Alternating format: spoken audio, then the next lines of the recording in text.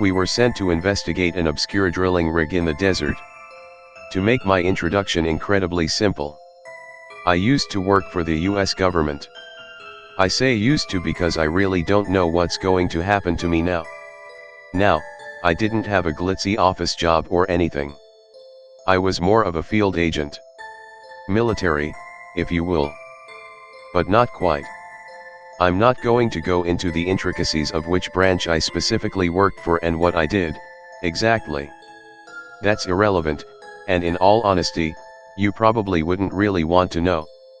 Well, I doubt if you'll really want to know this either. But I feel as if it's pertinent that this story gets out. We're dealing with something that nobody here quite understands. And we're the ones that are supposed to understand everything. You see, there's a drilling rig located somewhere in the Kalahari Desert. You're not supposed to know about it. In fact, it's so deep in the middle of nowhere that nobody could feasibly stumble upon it. Hell, I barely knew shit about it when I was first called up for the mission.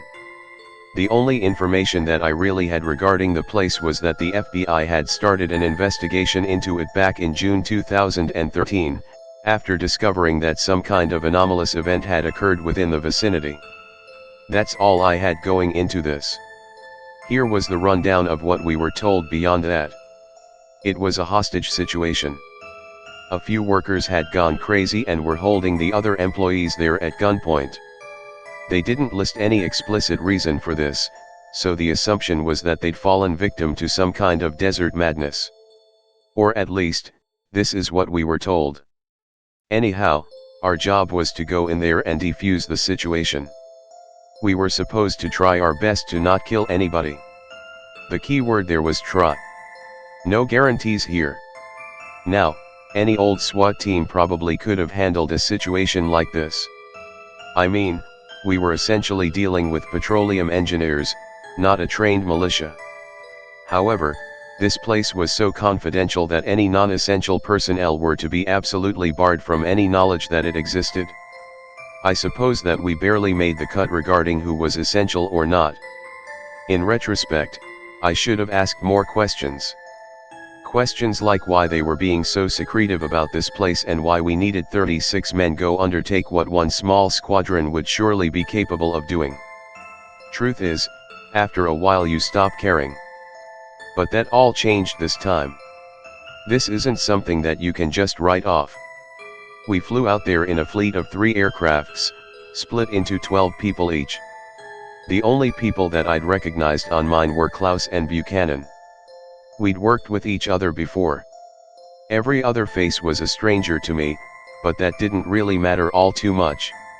All that mattered was getting in, finishing the job and getting out as fast as possible. That's all that ever mattered. The journey itself took quite a while, but that was expected. What I saw when we got there though, not so much. The rig itself and the surrounding buildings weren't anything spectacular on the surface. The part that made no sense to anybody was the fact that it was located on the edge of a huge ass cliff. Buchanan put it perfectly. Kinda defeats the purpose of a rig, doesn't it? When we landed, it became apparent that the place actually extended down into the cliff via stairs, ladders, elevators, and tunnels. The entrance was essentially a small, gated building that provided access to the first set of stairs. The plan was to go like this. Since the place was too tight for 36 people to enter at once, we were going to be split into 3 groups of 12. If the first group ran into trouble, they'd send down the second. If that failed, then the last group would have to step in. So ideally, the second and third groups wouldn't even be necessary. They were just there as a fail-safe of sorts. I was part of the second. Now, I'll be honest, I wasn't really taking this whole thing too seriously at that point. I mean, we were dealing with some batshit workers who presumably only had access to basic weaponry. Besides, I was pretty sure that if the perpetrators got a bit too rowdy, the first group would just end up wasting them, possibly at the expense of a few innocents being injured. In other words, they weren't going to need us. Evidently, some of the guys in my squadron felt the same way. Klaus even found a fridge with some beers in one of the surrounding cabins, and we finished them off while our supervisors weren't looking. But after about 2 hours of dicking around, we were informed that we needed to head down. Most of us stood there in disbelief for a while. The supervisors were forced to bark at us a couple of times in order to stir a reaction. We eventually complied. I mean, we had to. However, the implications of the fact that 12 trained men armed to the teeth couldn't finish the job were undoubtedly weighing down on us. I mean, we were pretty much expendables going into an unknown situation. Suddenly, I was glad that we had those few beers to keep our nerves in check. As we got to the mouth of the entrance, one of our supervisors, I think his name was Richter, swung open the large, metal gate that was guarding the place. We all poured into the structure and found ourselves standing in what appeared to be a reception area. It was a small space, with a few desks and filing cabinets along with a singular, metal vault-like barrier. Richter walked up to it and entered a code into the panel beside it. It opened up and we were suddenly faced with blackness. We all flicked on our rifle lights and descended the steps. From what I could tell, there seemed to be light bulbs above, but I guess they weren't working for whatever reason. The steps themselves branched off quite a bit, I'd estimate probably once every 50 meters. However, we never went anywhere but straight. Richter just told us to keep going down. After what might have been 20 minutes, we finally reached what appeared to be some kind of mixture between a lab and a control room. There were monitors and scientific instruments set up in a relatively haphazard manner across the large, rectangular space. However, there were lights here, so I let my breathing loosen a bit. I never really liked the dark too much.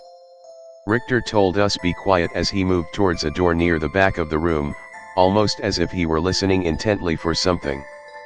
However, there was nothing to be heard. It was sheer silence. I could tell that Richter's expression had plummeted when he looked back at us. He motioned us over, towards the door and whispered, "Keep your guard up." With an extreme sensation of reservation filling the air around us, we all just followed his orders. Ever so slowly, he started opening the door. Now, I should have expected what we were about to see. I should have been expecting anything. But I still couldn't stop myself from gagging a little. I'd seen death before, but not like this. The entirety of the first team was lying there limp, chaotically dispersed across the white floors of the hallway. It was an absolute gory mess. It was strange as well. The bullet holes on their bodies seemed too large. Like they were the result of a 50 cal sniper. But who'd be sniping in such close proximity? At this point, it was safe to assume that we weren't simply dealing with rig employees. Our superiors had either lied to us or were out of the loop themselves. I was leaning towards the former. Wouldn't be the first time that it happened. Richter held up his hand, signaling for us to halt. In all honesty, I couldn't be too mad at him. He also looked terrified. After a moment of excruciating hesitation, he finally motioned for us to enter the hallway.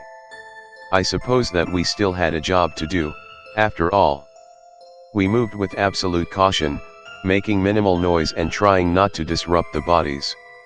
Just like the staircase, the hallway branched off quite a bit, but we always just went straight.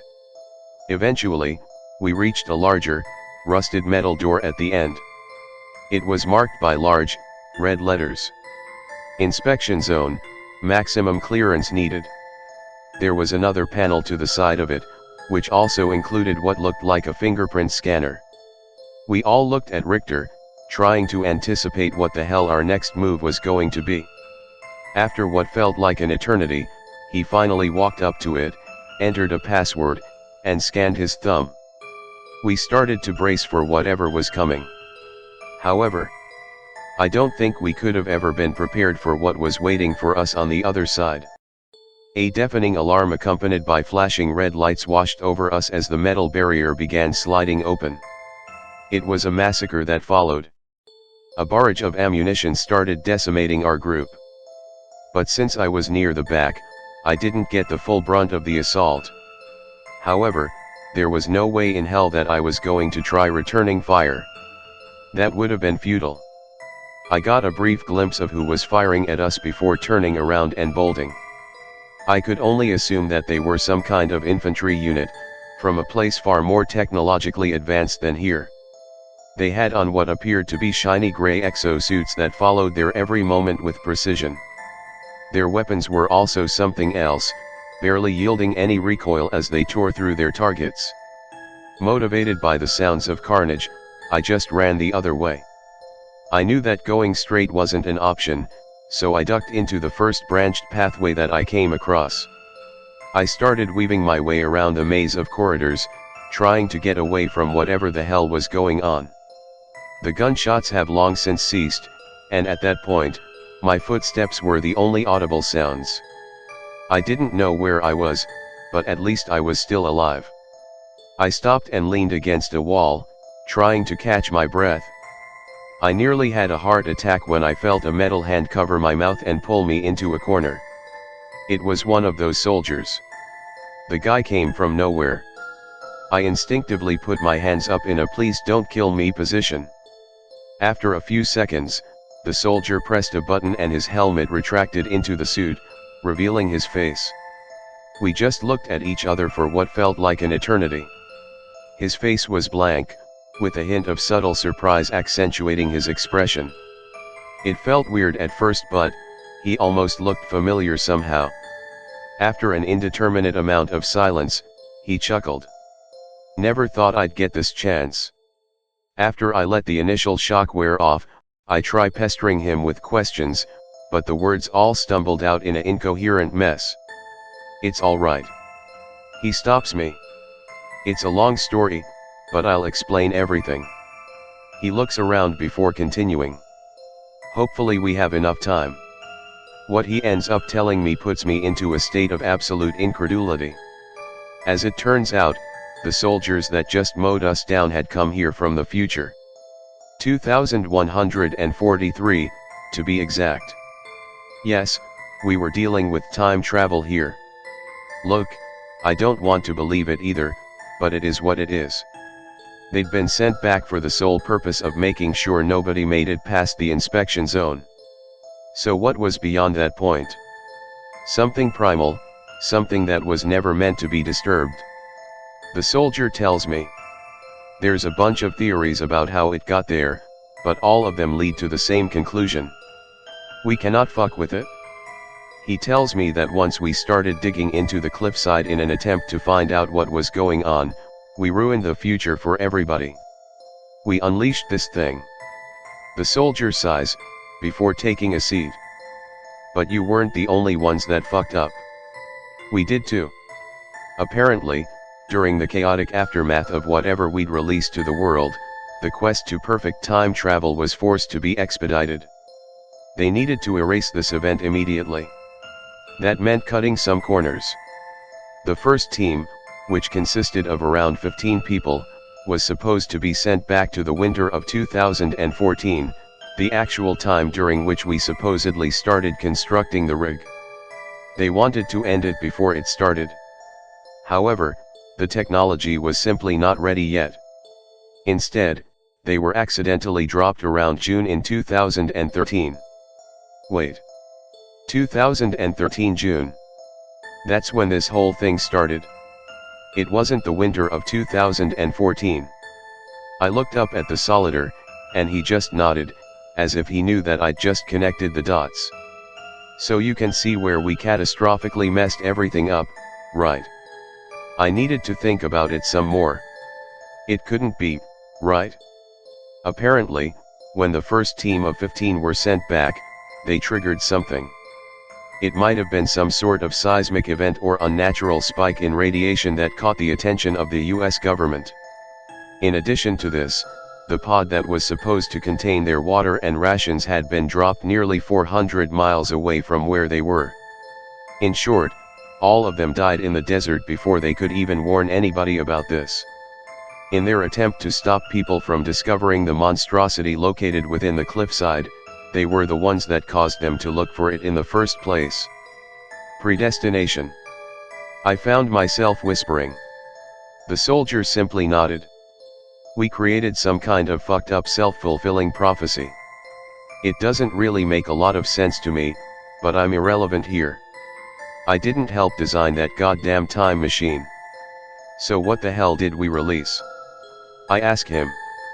What are you guys trying to protect? He chuckles again, although a sneer would probably be a more apt description of the sound he made. We weren't trying to protect that fucking thing down there. We were trying to protect humanity. We need that thing to remain dormant for as long as possible. There's nothing we can do if it wakes up naturally, but we sure as hell can't be the ones that cause it. I still don't quite understand what I'm hearing, but it doesn't stop me from pressing him further. So why are you guys here now? It's 2018, did the machine fuck up again? The Solider nods. We couldn't risk another mission landing before the discovery, so we needed to make sure that we were sent back at some point afterwards. As it turns out, that ended up being a few days ago. We still couldn't control when exactly we landed, so this is what we got. So what the hell are you supposed to do now? I asked him. He looks up at me, with an expression that I can only describe as sheer disconcertion on his face. We kill everybody that comes here. That included the employees, and whoever's sent here to investigate. My heart drops a bit. I feel anger rising in my system for just a second, before ultimately realizing why this may be necessary. 100 lives taken today is worth saving humanity in the long run. You guys are close. He says. Close to drilling into the beast's lair. We have no time to try and convince you to stop. There's only 15 of us, after all. In our timeline, you guys initially disrupted this thing at the end of this year. You saw the sheer scale of this creature and decided not to provoke it any further. However, by that time it was too late. This thing reacts rather slowly, but the results are always apocalyptic in the end. It woke up 124 years later to find a massive hole that led to the outside world. And then it escaped. He lets out an exasperated exhale before continuing. We have no time. There's no time. I'm cautious as I ask the next question, not really knowing where it'll lead me. So why didn't you kill me? Isn't that the job? He looks at me again. This time, we hold each other's gaze for what feels like an extended period of time. His eyes were so familiar. I realized why that was the case later on, but it felt so strange at the time. Eventually, he reaches into his pocket and takes out a Polaroid picture, sliding it towards me. I pick it up, and flinch in surprise at what I'm seeing. It's me. Holding a baby. I don't recall ever posing for this picture. Also, I'm about 28 now, but look to be in my mid-30s in the photo. I stare back at him, expecting some sort of an explanation. He just chuckles again. Nobody in our family ever blamed you for what happened. The ancestors of everybody involved here always felt the greatest extent of shame, but we never did. We knew that you were just following orders. We knew that you never could have realized what you were actually doing. As I take the time to process this weighty revelation, the soldier gets up. Besides, if I kill you here, then I won't exist in the future. It's kind of a selfish reason that I'm doing this, I suppose. But hey, we gotta do what we've gotta do to survive. So what did you want me to do now? I ask him. The question nearly chokes me up. I can barely handle what I'm being told right now. Find a way out of here. There's staircases everywhere. Each one of them lead up to the surface. Once you get there, you can and try and tell everybody about what I've told you here, but they won't believe you. So just forget about this. I suppose that I must have looked horrified, because the Solider simply chuckled again. Don't worry about it. We have a plan, and I'm confident it'll work. We just need to hold you guys off for a few more days. He gives me a smile before activating his helmet again. He starts walking before turning back one last time. I would have told you more, but I didn't want to spoil everything for you. You should quit smoking, though. After he left, I must have stood there for hours. I mean, what the fuck just happened? Eventually, I make my way back up the surface. I tell the other supervisors exactly what had transpired, but they just looked like as if I were completely fucking insane. A reasonable reaction, in retrospect. Not long after, they send the third team down. I hear later that they didn't make a dent on soldiers from the future. Good news, I guess. Later that day, I'm flown back to the States and questioned extensively. I just tell them the same thing that I told the supervisors. I even show them the picture that the soldier gave me. The higher UPS who question me simply write it all off as me being mad. I'm on paid leave for now. I'm not sure when they'll decide to bring me back. In fact, I don't even know if they're considering bringing me back at all. Whatever. I just need to forget about all of this. I just want to believe that everything the soldier told me was bullshit. But why would it be? Why would he go through the process of making it all up just to fuck with me? This all seems to lead to one conclusion. And it's not a good one. When the Solider told me that he was confident in their plan to save humanity, there was something off about the way that he'd said it. Something that told me he wasn't actually confident about it at all. We may be in real danger here.